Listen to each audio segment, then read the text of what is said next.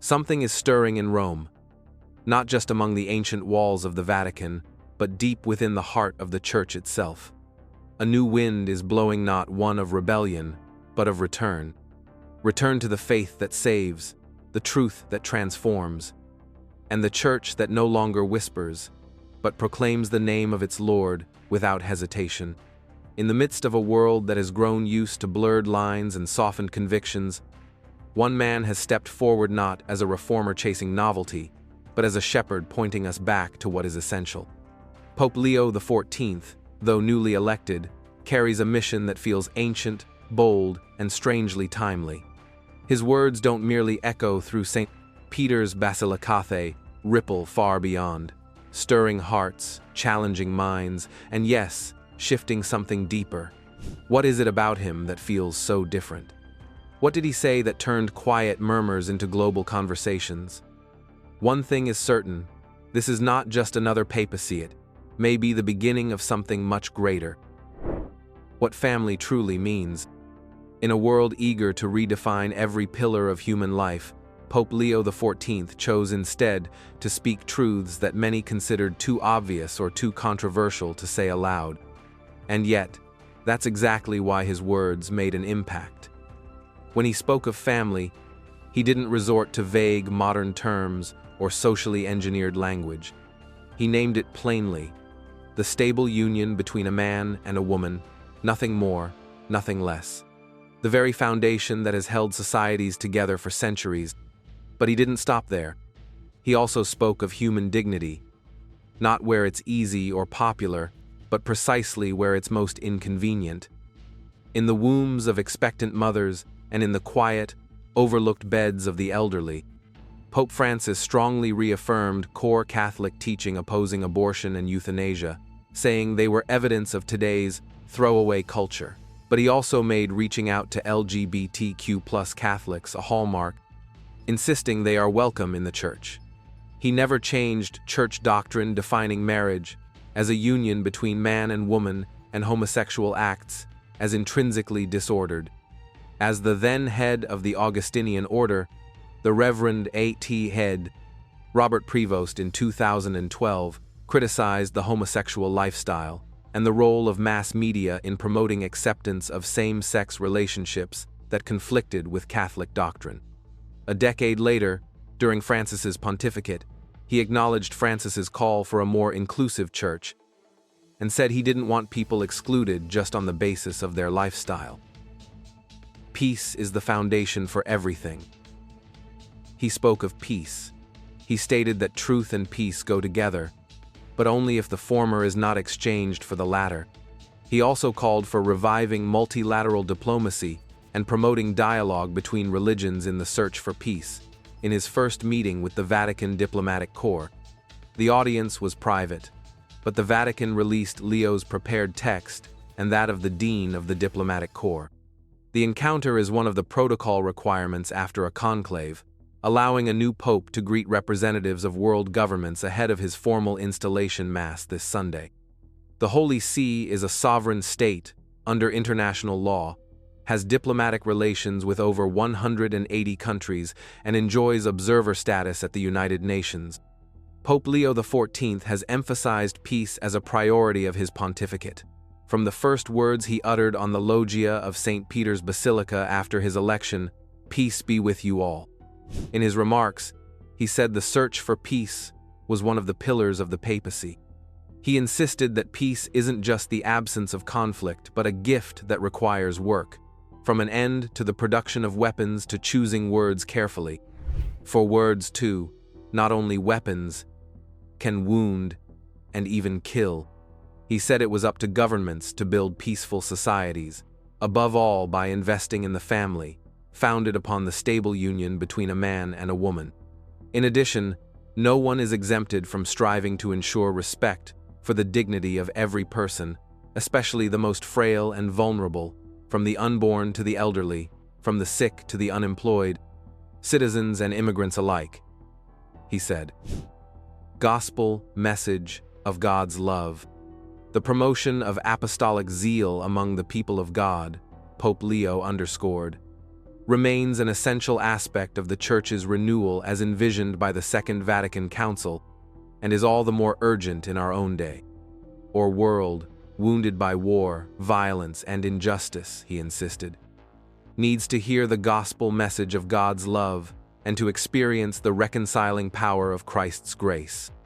Our world, wounded by war, violence, and injustice, needs to hear the gospel message of God's love and to experience the reconciling power of Christ's grace.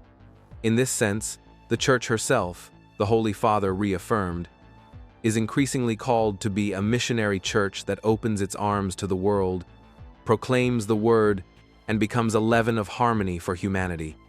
Given this, Pope Leo XIV said, "We are to bring to all peoples, indeed, to all creatures, the gospel promise of true and lasting peace, which is possible because, in the words of Pope Francis, the Lord has overcome the world and its constant conflict by making peace through the blood of his cross."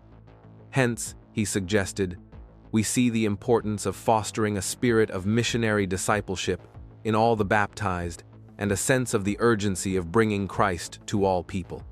The Pope expressed his gratitude to them and their associates for their efforts each year in promoting World Mission Sunday on the second to last Sunday of October, which is of immense help to me in my solicitude for the churches in areas under the care of the Dicastery for Evangelization. It is in the Trinity that all things find their unity. With this sentiment, Pope Leo said, "This dimension of our Christian life and mission is close to my heart, and is reflected in the words of St. Augustine, that I chose for my episcopal service and for my papal ministry, in illo uno unum. Christ is our Savior, and in him we are one, a family of God. Beyond the rich variety of our languages, cultures, and experiences, our communion as members of the body of Christ," the Holy Father explained, "naturally opens us to the universal dimension of the Church's mission of evangelization and inspires us to transcend the confines of our individual parishes, dioceses, and nations in order to share with every nation and people the surpassing richness of the knowledge of Jesus Christ." Finally, Pope Leo concluded by reminding us that the Holy Year challenges all of us to be pilgrims of hope, and thus, before entrusting them, their benefactors, and their important work to the Blessed Mother, encourage them to be missionaries of hope among all peoples. One era ends, and another begins. The Catholic Church stands at the threshold of a defining moment. After years of uncertainty, fragmentation, and theological hesitation, something has shifted. It's not just a change in leadership, it's the awakening of purpose. And at the heart of this shift is Pope Leo XIV. When Pope Leo XIV stepped out onto the balcony, the world witnessed not only the announcement of a new pontiff, but also the continuation of a spiritual legacy deeply rooted in humility. His predecessor, Pope Francis, had redefined papal leadership with his emphasis on compassion, simplicity, and a church that walks with the poor and marginalized. Leo XIV, in many ways, was not chosen to break from this path, but to walk it even further. The first hint of the new pope's direction has come with the name he picked. Cardinal Robert Prevost, an American missionary who spent his career ministering in Peru and leads the Vatican's powerful office of bishops, was elected the first American pope in the 200-year history of the Catholic Church. After the traditional announcement of Habemus Papam, "We have a pope," from the balcony of St. Peter's Basilica, the new pontiff's baptismal name was revealed, followed by the all-important papal name, laden with symbolic meaning. Papal name historically signifies strength during a crisis. The papal name Leo, unsurprisingly, shows a pope who is going to be strong during a time of crisis, historically. The last pope to choose the name Leo was more than 100 years ago. Pope Leo XIII led the Church from 1878 to 1903. The first pope of the name, Pope Leo the Great, led the Church from 400 and 461. Pope Leo XI had one of the shortest pontificates in history, lasting less than a month, from 1 April 1605 until his death on 27 April 1605. Observers close to the Vatican note that Leo XIV was not a frontrunner in the eyes of the media. Yet behind the scenes, his reputation as a quiet reformer, a man of deep prayer and intellectual strength, made him a powerful choice in a world longing for spiritual clarity. His life echoes Francis's in many ways, rejecting luxury, staying close to suffering communities, and speaking candidly about the moral and spiritual crises facing humanity today. However, Leo XIV is not merely continuing a legacy. He is stepping into a far more turbulent chapter of church history. Global tensions are rising. Faith, especially in the West, is weakening. Scandals have wounded the church's credibility. The moral compass of society is shifting rapidly, and the voices that once guided billions are now being challenged, ignored, or twisted. In this context, Pope Leo XIV emerges not only as a successor, but as a leader chosen for a very specific mission to shepherd the Church through a time of shaking. His calling, many believe, is to restore what has been lost. The authority of truth, the courage to speak boldly, and the ability to draw souls back to the heart of God. And all of this, while never departing from the path of humility. It is no coincidence that this man, gentle in presence, yet firm in faith, has been entrusted with the keys of St. Peter at such a time as this. The timing of his election, closely following increasing calls for moral renewal and global instability, feels too aligned to dismiss as mere circumstance. In Leo XIV, the Church is not being given a warrior in armor, but a shepherd with scars. A man is not seeking to dominate, but to guide through compassion, conviction, and unwavering reliance on Christ. He is, in every sense, a pope for the storm. More than a spiritual figurehead, Leo carries the weight of a title older than empires, the successor of Peter. This is not symbolic. Rhetoricity is the foundation of his authority. As Peter was called by Christ to feed my sheep, so too does Leo step into this sacred role, not to moderate, but to lead. In recent decades, the papacy often appeared more as a balancing act between progressivism and tradition, trying to speak many languages without saying anything definitive. But Leo's presence is different. He doesn't merely represent the Church, he embodies its ancient mission. And so, an era ends. An era where clarity was traded for ambiguity, where truth was cautiously wrapped in diplomatic language, where the Church, fearful of losing relevance, sometimes lost its voice. That chapter, under Leo's watch, begins to close, not with condemnation or outrage, but with quiet firmness. Leo doesn't tear down what came before. Instead, he redirects the Church toward what it has always been called to be. And a new era begins. It begins with small gestures that carry immense meaning, like his decision to return to the Apostolic Palace, the historical home of the popes. It begins with words that are daring only because they are honest, calling a family, affirming human dignity without compromise, standing with the unborn and the elderly, not out of politics, but out of love. These are not innovations, they are restorations. And as Leo walks, the Church walks with him again, not because he commands it, but because his direction resonates. After wandering through years of internal division and doctrinal fatigue, the faithful begin to recognize something familiar in Leo's leadership, something rooted, unshaken, and deeply Catholic. Bishops, priests, lay people, some hesitant, others quietly hopeful, begin to move, not toward a new ideology, but toward the enduring truth they feared had been forgotten. This is not the start of a revolution, but the rebirth of mission. Leo is not trying to remake the Church in his own image. He is calling it back to the image of Christ, the cornerstone that modern noise has tried to drown out. And perhaps, for the first time in a long while, the Church is listening again. A call to renewal and simplicity. As the world continues to experience societal upheaval and spiritual confusion, the reminder that the Church's strength lies not in power, but in presence, could not be more relevant. In an era where we often equate success with visibility and grandeur, Pope Leo XIV's papacy offers a refreshing perspective on leadership. One that focuses on humble presence, deep devotion, and living out the teachings of Christ in the most ordinary, yet extraordinary, of ways.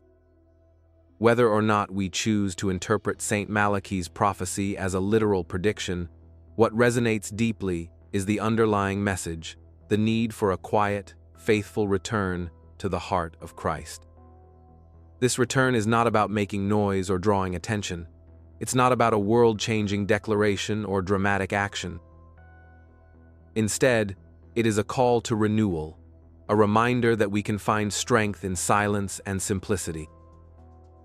In Pope Leo XIV, we see not a pope who seeks to build his own kingdom, but one who humbly walks the path set before him, leading others by his example rather than words of force. This is the essence of the prophecy that may be unfolding before us, not an end, but a new beginning. It beckons us to return to the simplicity of faith, to remember that holiness is not defined by our accomplishments, but by our devotion. Pope Leo XIV's life reflects this devotion, a deep commitment to God's will, to the poor, and to the quiet, steadfast work of building the kingdom of heaven one prayer at a time. His leadership style invites us to reconsider what true power looks like. It does not lie in positions of authority or control, but in the ability to serve, to listen, and to guide others with love and understanding. The Church, under Pope Leo XIV, seems to be moving away from the temptation of grandeur back to its roots. The message he brings to the world is not one of force, but of invitation. An invitation to rediscover the soul of the Church. The soul of the Church is not found in its buildings, its rules, or its rituals, but in its mission to love, to serve, and to be present in the world. As Pope Leo XIV steps into his role as a leader, his quiet humility and focus on devotion stand in stark contrast to the flashy displays of power often seen in the world today. It is this quiet strength that calls to us, urging us to walk closer with God, not in loud declarations, but in quiet acts of faith. As we witness the unfolding of Pope Leo XIV's papacy, we are reminded that the true beauty of the Church lies in its simplicity, its ability to speak to the hearts of the faithful through acts of love, mercy, and service. It is in these small, quiet moments that the presence of God becomes most real.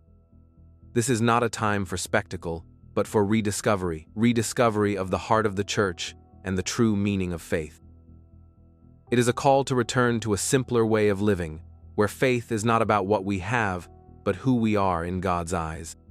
Through the humility of Pope Leo XIV, we are invited to walk a path of quiet devotion and rediscover the richness of a life lived for Christ. Whether or not we see the fulfillment of St. Malachi's prophecy in the way we expect, we can be certain that this moment in Church history offers us something even more profound, a return to the essence of our faith. As Pope Leo XIV leads us in his quiet, unassuming way, we are reminded that the soul of the Church is found not in the noise of the world, but in the stillness of hearts set on God. In the end, this is not just about a prophecy or the role of a single pope. It's about us, as the Church, rediscovering who we are meant to be, a community rooted in faith, love, and devotion. Pope Leo XIV, with his humble spirit and unwavering commitment to Christ, calls us to this rediscovery. Let us heed that call, remembering that in every act of love, every moment of prayer, and every small gesture of kindness, we are building the kingdom of God, not in grandeur, but in simplicity and faithfulness. Anyway, besides focusing on prophecies, try to turn to God, our Heavenly Father, and fervently pray for His endless grace and mercy. He listens to our prayers only if they are delivered by a sincere heart. Doom may come, but if we are one with God, we will be safe in His hands. The first Augustinian Pope, Leo XIV, is the second Roman pontiff, after Pope Francis, from the Americas. He spent many years as a missionary in Peru before being elected head of the Augustinians for 2 consecutive terms. He spent his childhood and adolescence with his family and studied first at the minor seminary of the Augustinian Fathers and then at Villanova University in Pennsylvania, where in 1977 he earned a degree in mathematics and also studied philosophy. On September 1 of the same year, Prevost entered the novitiate of the Order of St. Augustine in St. Louis, in the province of Our Lady of Good Counsel of Chicago, and made his first profession on September 2, 1978. On August 29, 1981, he made his solemn vows. In Rome, he was ordained a priest on June 19, 1982, at the Augustinian College of St. Monica by Archbishop Jean Jadot. In 1987, he defended his doctoral thesis on the role of the local prior in the Order of St. Augustine, and was appointed vocation director and missions director of the Augustinian province of Mother of Good Counsel, Olympia Fields, Illinois, USA. Pope Francis created him a cardinal in the consistory of September 30 that year and assigned him the diaconate of St. Monica. He officially took possession of it on January 28, 2024. As head of the dicastery, he participated in the Pope's most recent apostolic journeys and in both the first and second sessions of the 16th Ordinary General Assembly of the Synod of Bishops on Synodality, held in Rome from October 4 to 29, 2023, and from October 2 to 27, 2024, respectively. Meanwhile, on October 4, 2023, Pope Francis appointed him as a member of the Dicasteries for Evangelization, section for First Evangelization and New Particular Churches, for the Doctrine of the Faith, for the Eastern Churches, for the Clergy, for Institutes of Consecrated Life and Societies of Apostolic Life, for Culture and Education, for Legislative Texts, and of the Pontifical Commission for the Vatican City State. Finally, on February 6 of this year, the Argentine Pope promoted him to the Order of Bishops, granting him the title of the Suburbicarian Church of Albano. 3 days later, on February 9, he celebrated the Mass presided over by Pope Francis in St. Peter's Square for the Jubilee of the Armed Forces, the second major event of the Holy Year of Hope. During the most recent hospitalization of his predecessor at the Gemelli Hospital, Prevost presided over the Rosary for Pope Francis's health in St. Peter's Square on March 3. The new Pope, being an American, is something no one expected, and it gives all of us goosebumps upon reflection. Even the Vatican News translator priest exclaimed, "This is a cardinal very few people knew about." Indeed, he was not among the list of prominent papal candidates. And yet, the will of God surpasses human expectations. Leo XIV is an Augustinian friar who lived among the poor, humble, quiet, more inward than outward, more about serving than ruling, but strong in reformist thinking. A man who seemed hidden from the world was brought into the light by God at exactly the time when the Church needed someone like him. He is seen as being on the same wavelength as the late Pope Francis, a successor not only in title but also in spirituality and heart. Friends say he is laid back and humble, dropping by the Augustinian monastery in Rome to eat with priests in the order, and always washing his own dishes. A priest in the Order of St. Augustine, previously led by Cardinal Prevost, said his mentor and friend had a collaborative leadership style and could be flexible depending on the context. He might wear highly formal vestments for an imperial mass while dressing more casually for a local parish. In the context of Pope Leo XIV's leadership, we see that the role of the shepherd is not to dominate or control, but to lead with compassion and grace. This pope is not here to wage war or be a political figure, but to serve the faithful and guide them back to a simpler, more focused spiritual life. Under his leadership, the Church will likely turn inward to rediscover its true calling, to spread love, mercy, and peace rather than power and influence.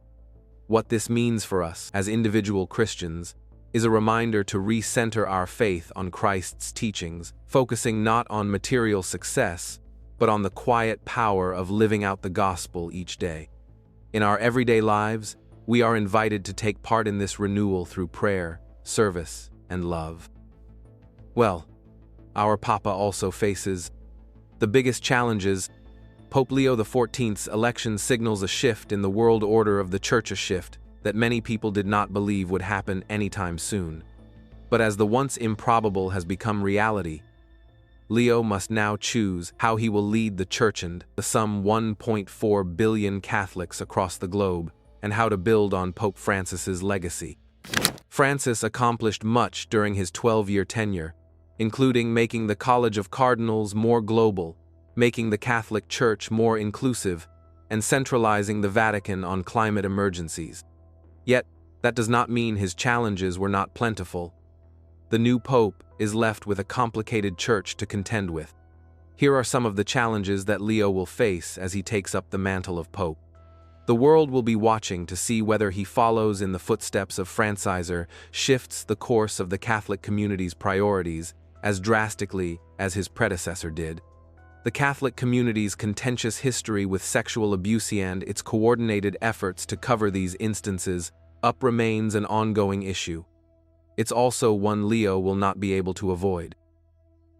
Prior to him becoming Pope, while he was leading the Diocese of Chiclayo, the advocacy group Survivors Network of Those Abused by Priests accused Prevost of covering up sexual abuse in the Roman Catholic Church.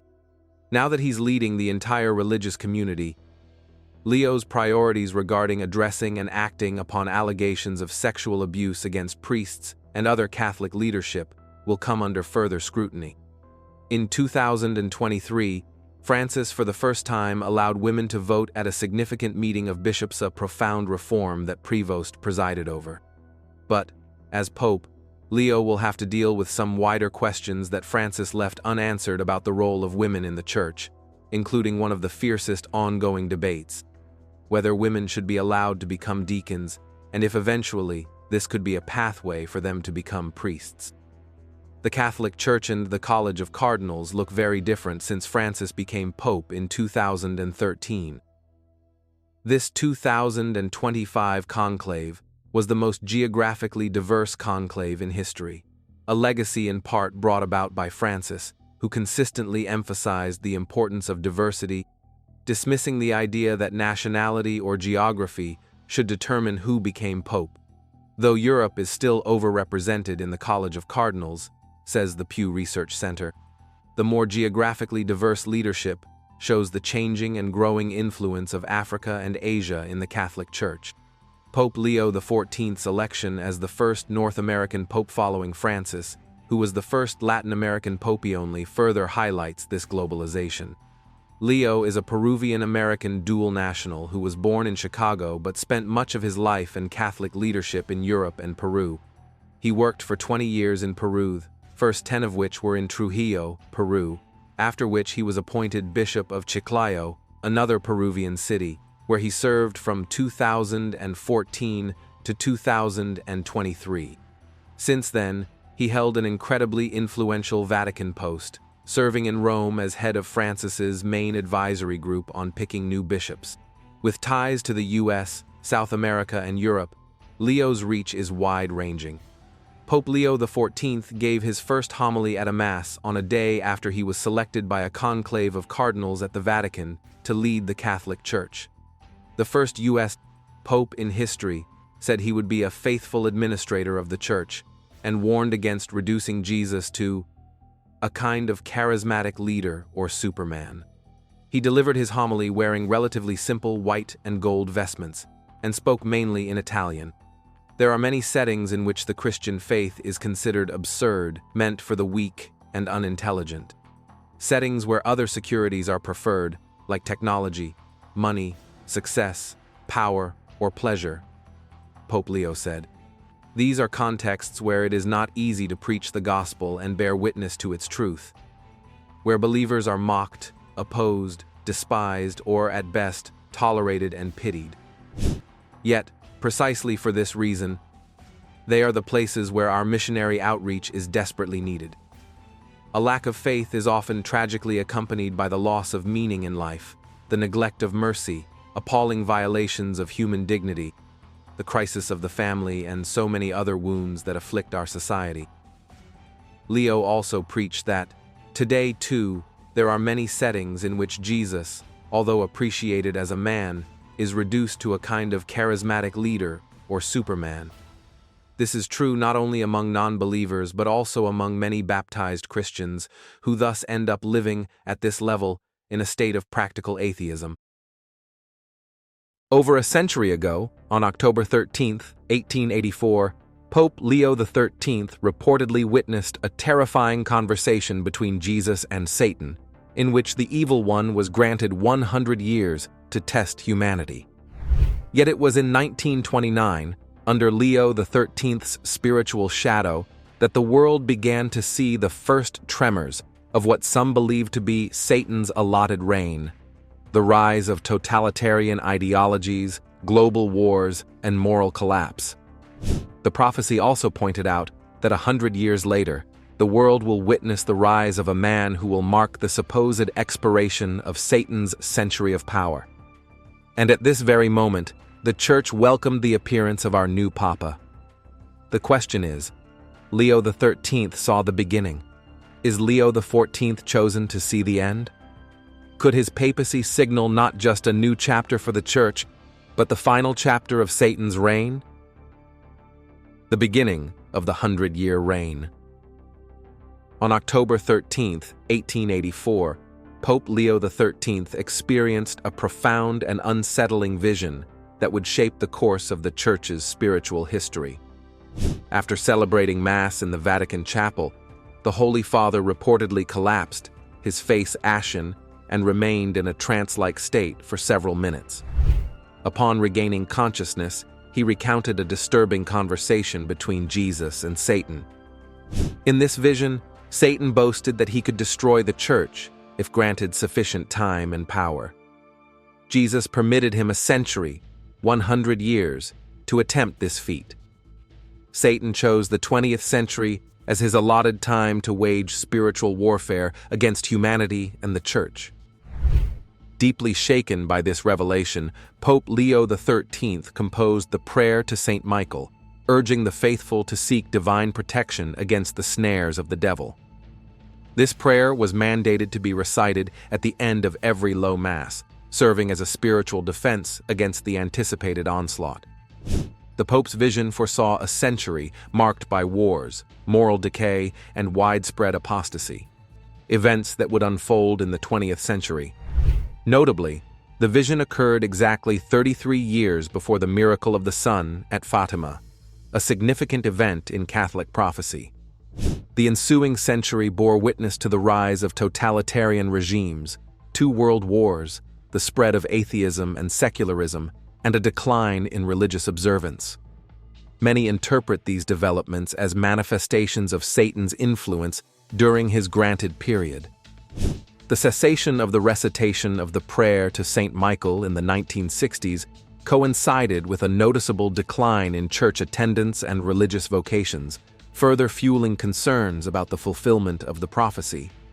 As we approach the centennial mark of Pope Leo XIII's vision, the question arises: has the time come for the Church to witness the end of this dark era? The election of Pope Leo XIV, the first Augustinian pope, and the second Roman pontiff from the Americas, may signify a pivotal moment in this prophetic timeline. Born Robert Francis Prevost in Chicago, Illinois, he served in various capacities within the Augustinian order and was appointed Bishop of Chiclayo, Peru, in 2015. In 2023, he was created a cardinal and appointed as prefect of the dicastery for bishops by Pope Francis. His episcopal motto, "In illo uno unum," in that one, all are one, reflects a commitment to unity within the Church. Could Pope Leo XIV's papacy herald the conclusion of Satan's century-long influence? The fulfillment of prophecy in 2029. According to the prophecy, 100 years later, the world stands at a significant crossroads. 100 years ago, Pope Leo XIII reportedly witnessed a profound vision, a conversation between Jesus and Satan, in which the evil one was granted a century to test humanity. This vision, coupled with the subsequent rise of totalitarian ideologies, global conflicts, and moral challenges, led many to believe that the 20th century marked the beginning of Satan's reign. Fast forward to 2025, and the election of Pope Leo XIV, formerly Cardinal Robert Prevost, has reignited discussions about this prophecy.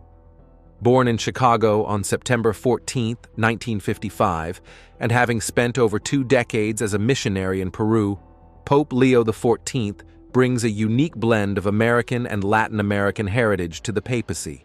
His election as the first American-born pope and the first from the Augustinian order adds layers of historical and symbolic significance. In his inaugural address, Pope Leo XIV emphasized themes of peace and unity, echoing messages from his predecessors. He called on international leaders to uphold peace and expressed a heartfelt wish for peace to resonate throughout families, nations, and the world. His words, "Evil will not prevail," resonated with many as a hopeful sign for the future. The choice of the name Leo XIV is also noteworthy. It not only honors his Augustinian roots, but also evokes the legacy of Pope Leo XIII, who was known for his social justice teachings and his vision of the Church's role in the modern world. This connection suggests a continuity of purpose and mission, potentially signaling a pivotal moment in the ongoing spiritual battle between good and evil.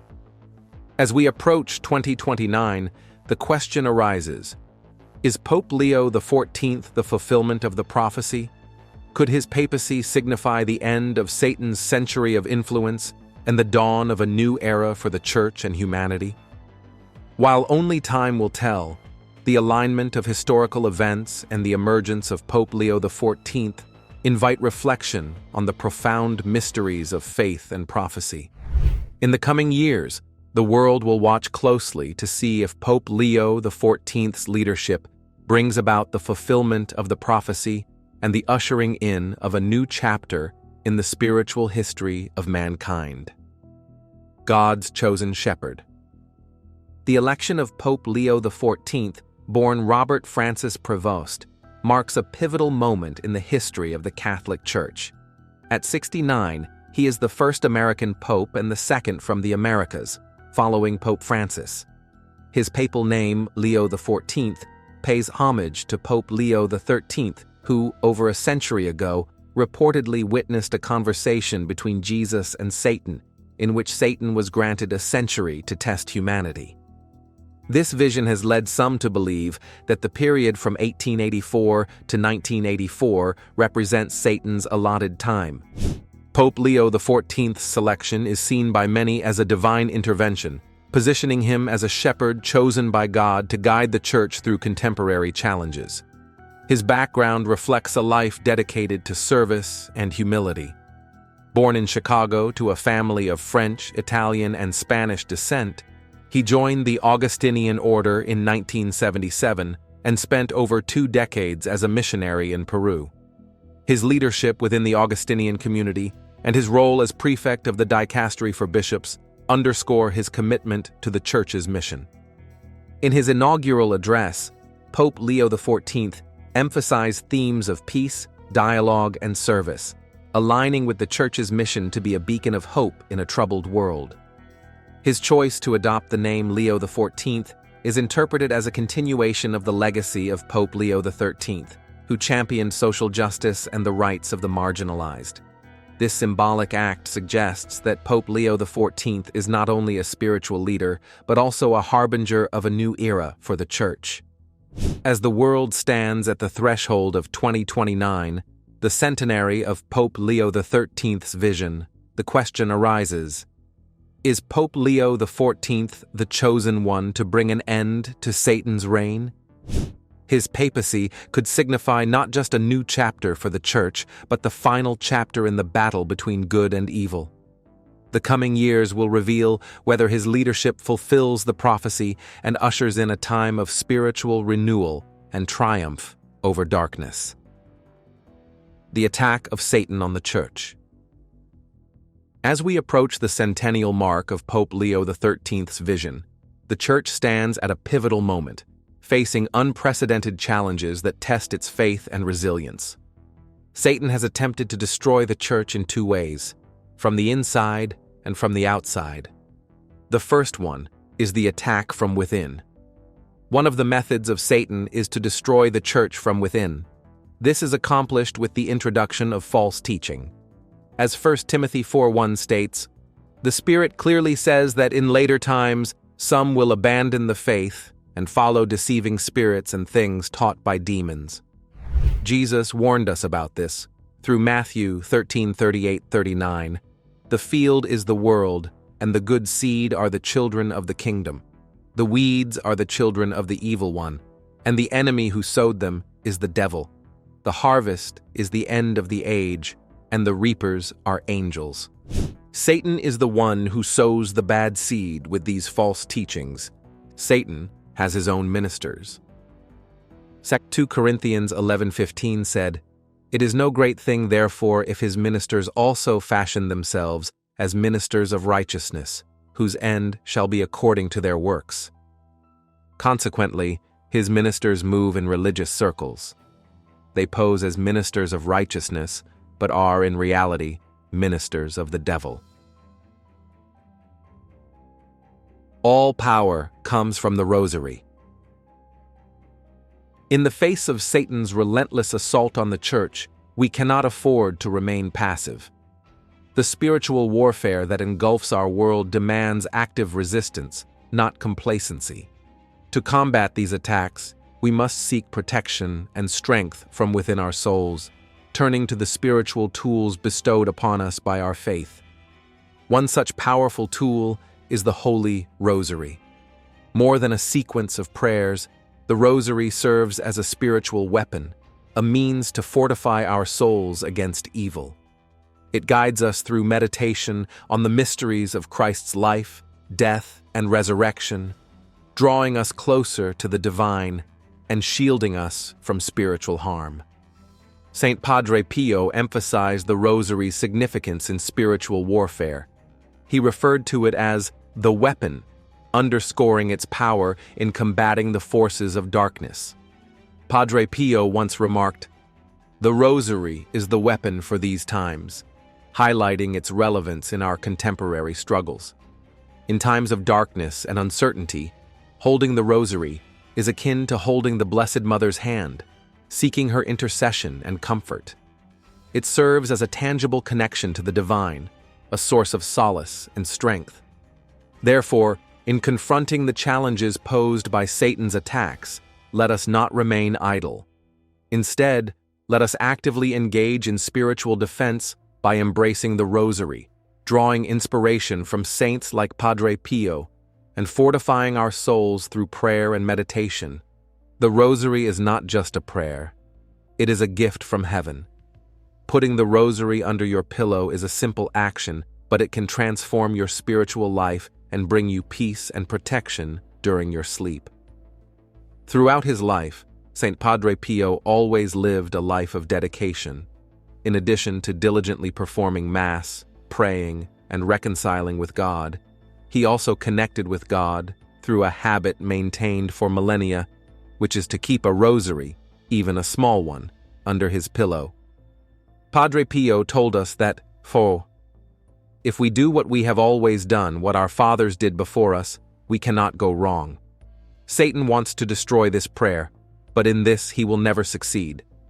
The Rosary is the prayer of those who triumph over everything and everyone. It was Our Lady who taught us this prayer, just as it was Jesus who taught us the Our Father. The Rosary was Padre Pio's favored prayer. He prayed it many times a day, decade after decade. He had always a rosary wrapped around his hand or arm, as it was a jewel or a shield. He had other rosaries under the pillow and on the nightstand. He called the rosary his weapon. He had made a resolution years earlier to say daily no less than 5 complete rosaries. Concerning the rosary, Our Lady herself said to Padre Pio, "With this weapon, you will win." Convinced of the power of the rosary, Padre Pio always held the rosary in his hands. When his death was approaching, he recommended the rosary to his spiritual children by saying, Love Our Lady and make her loved. Always recite the rosary. Padre Pio always wore the rosary around his arm at night. A few days before his death, as Padre Pio was getting into bed, he said to the friars who were in his room, "Give me my weapon." And the friars, surprised and curious, asked him, "Where is the weapon? We cannot see anything." Padre Pio replied, "It is in my habit, which you have just hung up."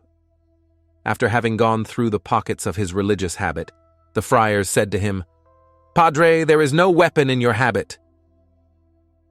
We can only find your rosary beads there." Padre Pio immediately said, "And is this not a weapon? The true weapon?" Padre Pio instructed his spiritual children, "In all the free time you have, once you have finished your duties of state, you should kneel down and pray the rosary. Pray the rosary before the Blessed Sacrament or before a crucifix. After the glory, say, 'Jesus, I love you, and I repent for offending you.' When you get tired reciting the rosary, rest a bit, and then restart again."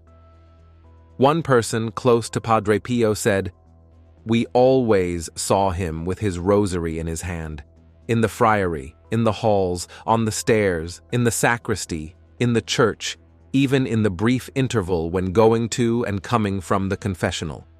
When at the end he did not talk to us anymore, we told him our thoughts. We asked for help. And all he did was to show us the rosary. Always, always."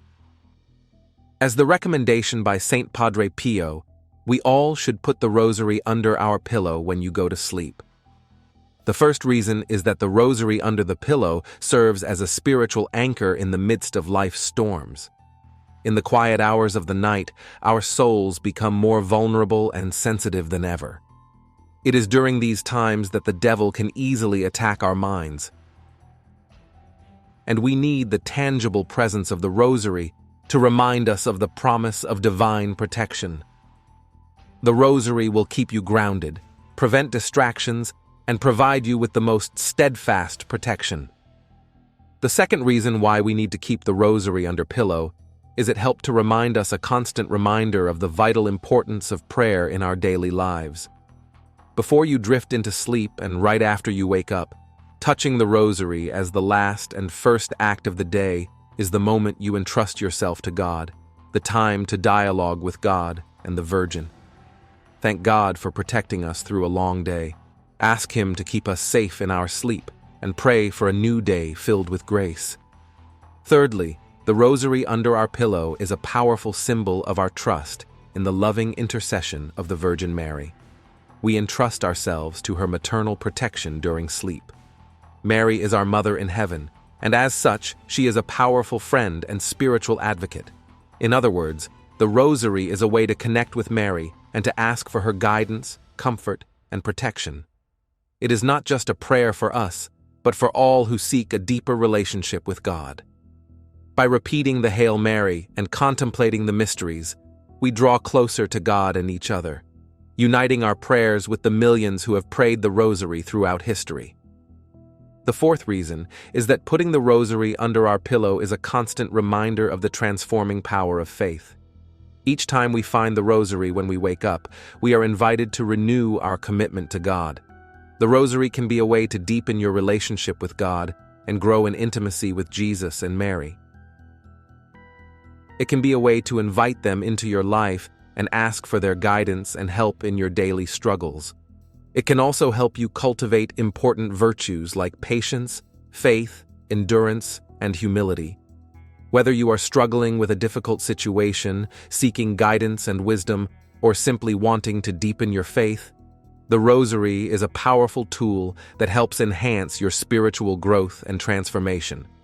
It is a reminder that we are never alone and that God and Mary are always with us, guiding and protecting us on our journey of faith. Fifthly, to put the rosary under our pillow is to have the peace of mind of protection in the spiritual battle against the attacks of the devil.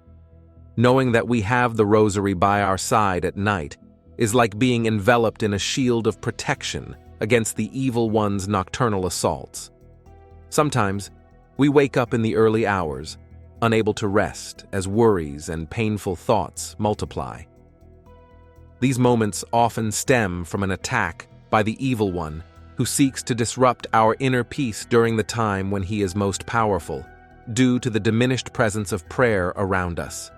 It is precisely at this time that God calls us to pray, to fill the gap left by the lack of prayer. The rosary under the pillow then becomes a beacon of light in the darkness of the night.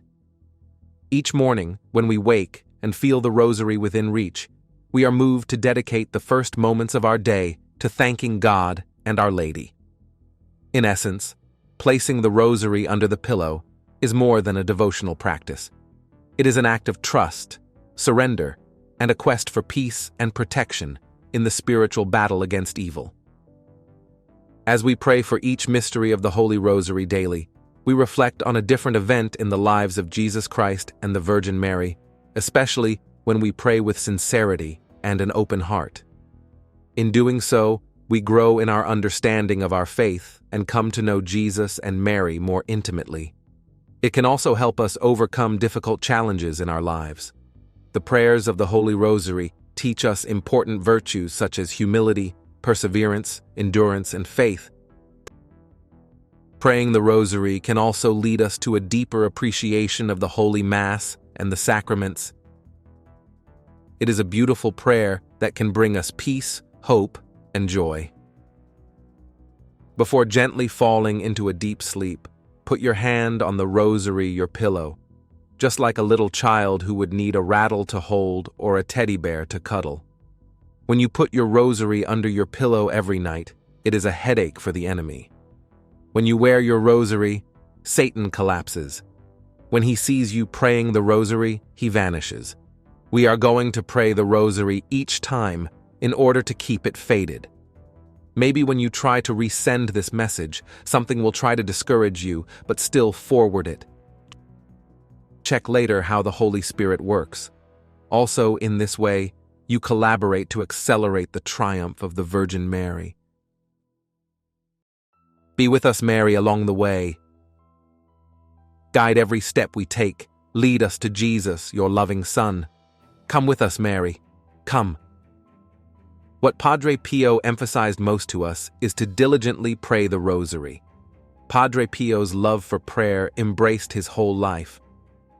When someone inquired how he was able to pray so many rosaries each day, he answered, "The Lord asks this of me. He does not ask the same of you." Once, when he was ill, he confided to his superior, "What made me suffer the most was not being able to say even one Hail Mary." At the end of each day, Padre Pio and his fellow Capuchins gathered together in the church for evening prayers. After the rosary, they would pray St. Alphonsus de Liguori's prayer, the visit to Jesus in the Blessed Sacrament, and the visit to Our Blessed Lady. Often Padre Pio's voice was broken by sobs as he recited the beautiful prayers to Jesus and Mary. The novena to the Sacred Heart of Jesus followed and was prayed for the intentions of all who had requested prayers. After the evening prayers, the members of the Capuchin community went to dinner in the refectory. Padre Pio, who had only one meal a day at noontime, remained in the church to pray. When Padre Pio finally retired to his cell at night, one or two of the Capuchins would usually stop by to bid him good night. They would always recite a Hail Mary together before parting. Padre Pio kept a rosary on the table by his bed and one under his pillow, always close by and ready for use. One evening, Father Carmelo stopped to visit Padre Pio in his cell. Padre Pio told Father Carmelo that he was going to say several more rosaries and then go to bed. "How many rosaries have you said today?" Father Carmelo asked. Because Father Carmelo was his superior, Padre Pio felt obliged to answer. "I have prayed 34 rosaries today," Padre Pio said. Padre Pio's favorite month was the month of May, because it is the month that is traditionally dedicated to Mary. How fitting that Padre Pio was born on May 25th, during the month when Mary is honored throughout the Church. He used to say that May was the most beautiful month of all because it brings to mind the tenderness and beauty of Mary. In a letter to Padre Agostino, Padre Pio wrote, "For me, the month of May is a month of graces. Poor dear mother, how you love me. I observed it once more at the dawn of this beautiful month. What great care she took to accompany me to the altar this morning. It seemed to me that she had nothing else to think about but myself as she filled my whole heart with sentiments of holy love." Padre Pio loved to say Mass at the altar of the Blessed Virgin Mary, and the Mass of the Immaculate Conception was the Mass that he celebrated most frequently. To a spiritual daughter who asked him for a thought on the Madonna, he said, "My daughter, it is enough for you to know that Mary is the mother of Jesus. She loves us so much that she offered to God the Father, his only natural Son, to save his adopted sons. She is a great and inestimable treasure who encloses in herself an infinite treasure, the Son of God." Padre Pio had a tender devotion to Our Lady of Pompeii, and he prayed the novena to Our Lady of Pompeii throughout his life. A beautiful shrine that is dedicated to Our Lady of Pompeii is located in southern Italy, near the ancient city of Pompeii. The shrine was founded by the great friend of God, Blessed Bartolo Longo. After a dramatic conversion back to his faith, Bartolo became a third-order Dominican and took the religious name Fratel Rosario, Brother Rosary, in honor of the Rosary. He dedicated the rest of his life to spreading devotion to the Virgin Mary. On one occasion, Bartolo was given a painting of the Madonna. The painting was in very poor condition, for through the years it had become stained and torn in places. Bartolo decided to have the painting refurbished. He wanted to build an altar in the parish church and place the painting of the Madonna on it. He requested permission from the bishop. The bishop told Bartolo that what was needed much more than an altar was a larger church. He asked for Bartolo's help, and he agreed to do whatever he could to assist the bishop. After much hard work, Bartolo completed the building project. He had the painting of the Madonna restored to its original beauty. Jewels were embedded into the painting, as well as a crown, which was placed on the Madonna. The image was put on a special altar in the new church. Bartolo realized that there was something altogether unique about the painting, something which, as he said, impressed the soul. And it was true. Visitors to the new shrine, upon seeing the image of Our Lady of the Rosary, knelt down and began to pray. The painting came to be known as the Madonna of Pompeii. Soon, cures and favors were reported by those who prayed before the painting. One of the first reported miracles was the complete healing of Bartolo's own mother, who had been on her deathbed. Bartolo decided to document the favors that were being received, and it was not long before he had recorded more than 900 miracles. Bartolo also composed a novena to the Virgin of Pompeii, which became widely circulated. As the word spread, more and more people had the desire to visit the shrine of Our Lady of the Most Holy Rosary in Pompeii, and it became the destination of thousands. Bartolo Longo was beatified on October 26, 1980, by Pope John Paul II, who called Bartolo the Apostle of the Rosary. Pope John Paul II had made a visit to the shrine of Our Lady of the Most Holy Rosary in Pompeii 1 year before. He declared Bartolo blessed. The Holy Father returned to the shrine in 2003 to pray for world peace. More than 4 million people visit the shrine each year. Padre Pio made a number of pilgrimages to the shrine of Our Lady of the Most Holy Rosary in Pompeii.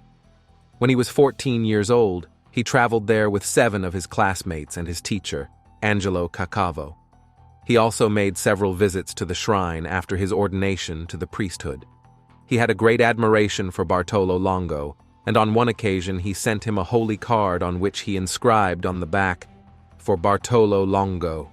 May Mary always look down on you with a maternal eye and comfort you in your afflictions."